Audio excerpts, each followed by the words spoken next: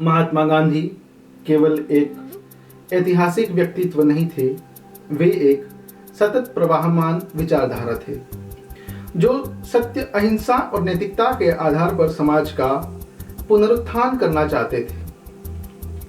उनके लिए स्वतंत्रता केवल बाहरी बंधनों से मुक्ति नहीं थी, बल्कि भीतर के भय, असत्य और हिंसा से भी मुक्ति थी।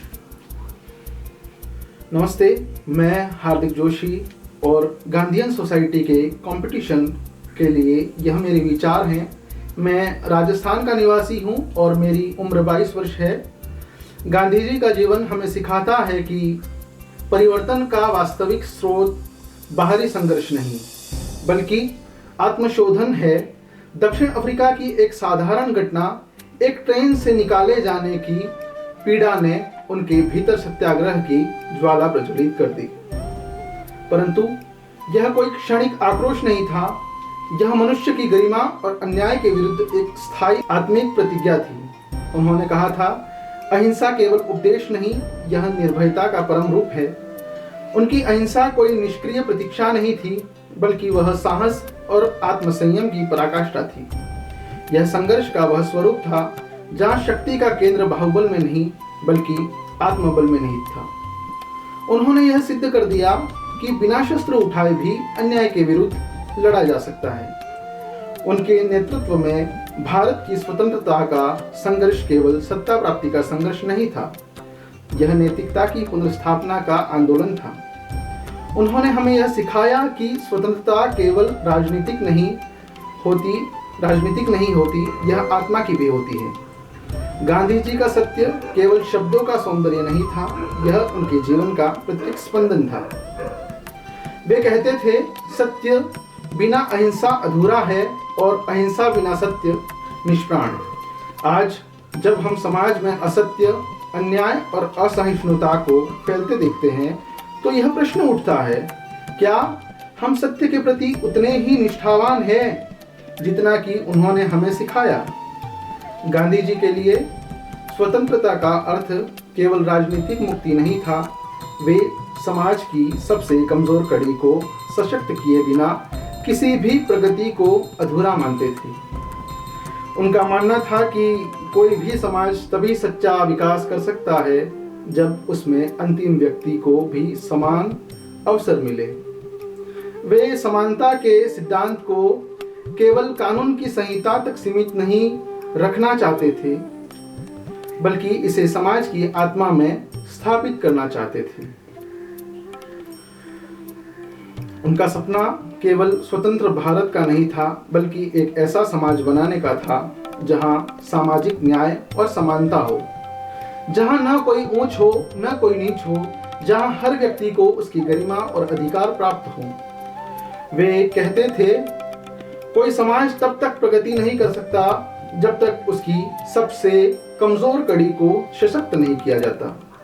यही कारण था कि वे दलितों को हरिजन कहकर पुकारते थे और उनके उत्थान के लिए जीवन भर प्रयासरत रहे।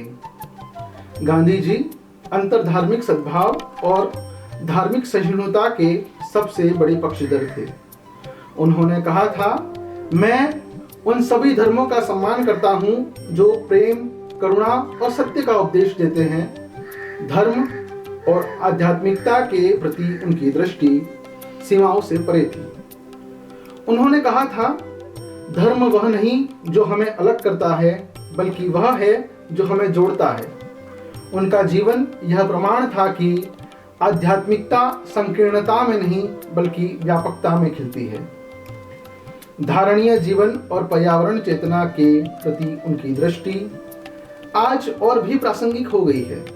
वे भोगवादी संस्कृति के स्थान पर सादगी को मानवता की सच्ची शक्ति मानते थे। उनका स्वदेशी केवल आर्थिक आत्मनिर्भरता का नारा नहीं था, यह प्रकृति के साथ सामंजस्य स्थापित करने का एक प्रयास था। उन्होंने हमें यह सिखाया कि पृथ्वी सभी की आवश्यकताओं को पूरा कर सकती है, लेकिन किसी के लोभ को नहीं। आज जब हम जलवायु संकट और उपभोक्तावाद के बीच जूझ रहे हैं, तो गांधी जी का दर्शन हमें सही दिशा सिखा सकता है। गांधी विज्ञान के विरोधी नहीं थे, बल्कि उपयोग के औचित्य के समर्थक थे। वे ऐसी प्रगति को वरेण्य नहीं मानते थे जो एक पक्ष के दोहन से दूसरे को समृद्ध करती हो। गांधी एक क्रांतिकारी व्यक्तित्व के स्वामी थे, किंतु वह क्रांति बात बात पर हथेली पर आग जल देने वाली क्रांति नहीं थी। वह एक स्थायी रासायनिक परिवर्तन के पक्षधर थे, जिनके केंद्र में सामाजिक आत्मबोध था। आज जब हम गांधी जी को स्मरण करते हैं तो यह केवल अतीत की ओर देखने का अवसर नहीं है, यह आत्म परीक्षण का क्षण है। गांधी जी को श्रद्धांजलि केवल उनके झंडों पर टांगने से नहीं होगी, बल्कि उनके विचारों को जीवन में उतारने से होगी। अंत में उनके ही शब्दों में, तुम वही बनो जो तुम दुनिया में देखना चाहते हो। यदि हम अहिंसा को जीने लगे, यदि सत्य हमारे आचरण का आधार बन जाए, यदि समानता हमारी दृष्टि का अंग बन जाए, तो गांधी जी कहीं बाहर नहीं बल्कि हमारे भीतर जीवित होंगे। इसी विनम्र भावना के साथ मैं अपनी वाणी को विराम देता हूँ।